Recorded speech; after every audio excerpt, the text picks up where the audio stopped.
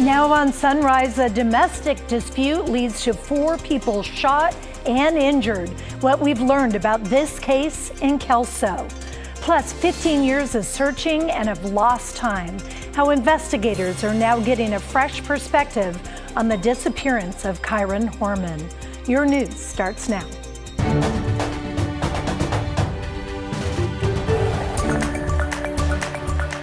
Good morning and thanks for getting up with us on this Saturday morning. I'm Libby Dowsett. Your headlines in just a minute, but first, let's check in with Daisy Caballero for a look at our weather, our Mother's Day weekend weather. Mother's Day weekend, yes. It was beautiful yesterday, may I say, before jumping into what we're expecting to see for this weekend.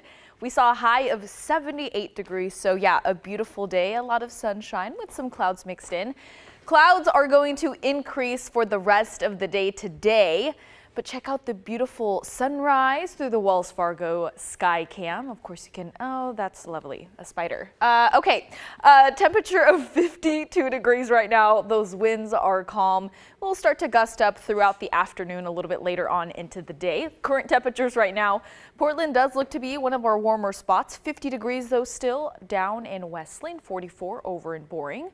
Looking over to the Oregon coast, those mid to low 40s, 52 for Pendleton and 45 degrees for Baker City. So as I mentioned, yesterday we hit 78 degrees in the Portland metro. 70 once again for today, a little bit cooler for Vancouver and Longview. But as for your Mother's Day weekend forecast, here is what Mother Nature has in store for us. We do have some showers, and I'll tell you how much and for how long those showers are expecting to last in my full forecast. Libby, back to you. Pretty. Thank you, Daisy. We are tracking major developments in a shooting investigation near Kelso. Authorities say 4 people were shot Friday afternoon in what appears to be a domestic dispute. This morning, it appears all of them will survive, while a teenager is now under arrest. Alma McCarty has the latest. Friday night, investigators wrapped up their work on scene at a house on West Side Highway north of Kelso. They'd been here since 3:30 on Friday afternoon after responding to a shooting call. The Cowlitz County Sheriff's Office blocked off the road for a few hours, learning that a total of 4 people had been shot. 3 were taken to the hospital, one of them life-flighted to Legacy Emmanuel. A 4th person, a 17-year-old young man, showed up a bit later to St. John Medical Center. Deputies found out there had been a fight between a group showing up here for a visitation with a young child and people inside of the home. The shooting, Sheriff Bradley Thurman says, took place right outside the front door, and the parties were known to each other.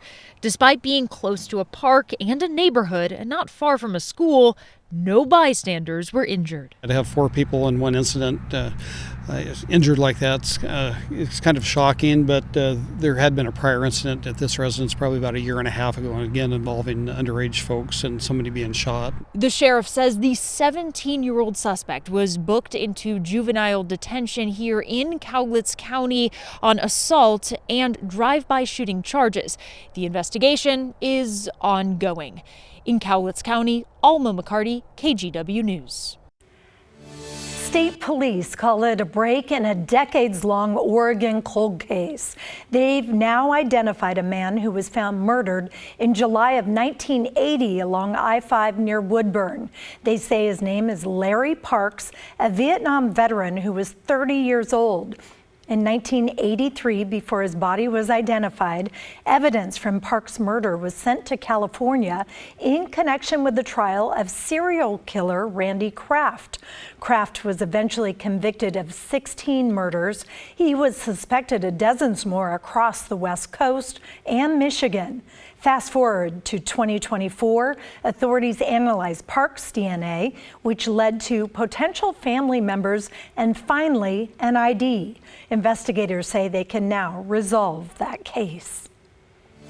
The search continues for a missing teenager from the Oak Grove area. 17-year-old Charlotte Fosgate was reported missing on Friday of last week, and her family believes she's in danger.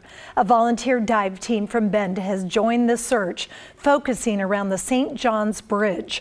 Charlotte's last post on social media was a picture from on the bridge. She has severe depression and is off her meds.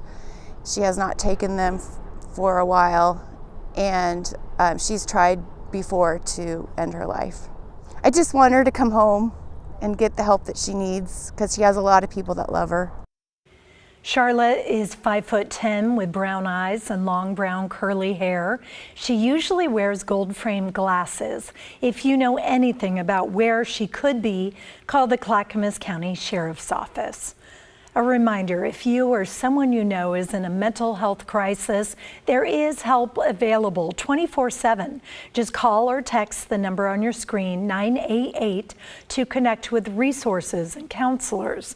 Again, that number is 988. Nearly 15 years after 7-year-old Kairen Horman disappeared from a Portland elementary school, investigators say they're making new efforts to solve the case. As Catherine Cook found out, the case file is getting digitized, giving the FBI a fresh review of the whole investigation. It's the photo burned into so many hearts and minds. 7-year-old Kairen Horman, the day he disappeared from Skyline Elementary School. It was June 4th, 2010. Kairen's stepmom, Terry Horman, took the picture at the school's science fair that morning. But that afternoon, the second grader never got on his school bus and has been missing ever since. Even now, 15 years later, nothing, despite a massive and ongoing investigation. Kairen's biological mother, Desiree Young, does what she can to remain hopeful. There's bad days and there's good days, and I struggle because it's loss. It's not having my son here. It's every time we have an event or every time my older son got married, Kairen's missing out on all of that, and it's sad. But what's missing from this case? It's a question new investigative efforts may help answer. Over the past year, the Multnomah County Sheriff's Office and Gresham Police have been digitizing Kairen's case file. That's thousands of pages, photos, and evidence scanned and reorganized into modern form. When it's finished, the FBI's Behavioral Analysis Unit will re-examine the case. They'll perform psychological and behavioral analysis of the file, comparing it to similar cases nationwide. Based on any patterns they find, they'll offer new investigative recommendations. Multnomah County DA Nathan Vasquez says his office has begun reviewing the case with fresh eyes, saying, quote, "We look forward to receiving further analysis from the Sheriff's Office and the FBI. Our focus remains where it has always belonged, on Kairen and his family." And the Sheriff's Office says they review hundreds of new tips connected to Kairen's case every year. There's still a $50,000 reward for information leading to the resolution of Kairen's disappearance. Anyone with information is asked to call the Sheriff's Office. We have posted contact information in our story on KGW.com. The man accused of killing 4 University of Idaho students in 2022 is set to go on trial this summer. If you watched Dateline last night, you saw some of the evidence that prosecutors will likely share with the jury. That included surveillance video obtained by NBC of a white car driving to and from the crime scene 5 times the night of the murder. And Brian Koberger's cell phone records, which showed he was in the area of the murders at least 23 times in the months leading up to the crime. Search activity shows Koberger looked for K-bar knives and sheaths on Amazon and searched for information on the murders of several times before his arrest.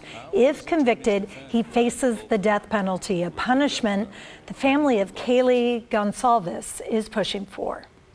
If attacking somebody while they're sleeping in their bed isn't probable cause for you to be unprovoked, removed from the planet, what does? Koberger's trial begins in August. Vancouver's fire marshal says he wants a fireworks ban extended county-wide. Fireworks are banned in the city of Vancouver, but there's no ban in unincorporated areas. Clark County Fire District 6 hasn't taken a position. However, crews there say when it comes to fireworks, they know the reality.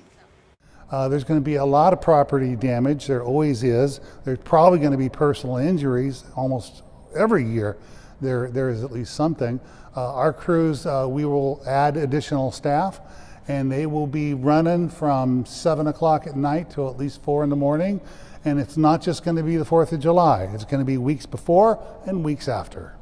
It is unclear if counselors will consider a ban, but even if passed, the ban would not take effect until next year.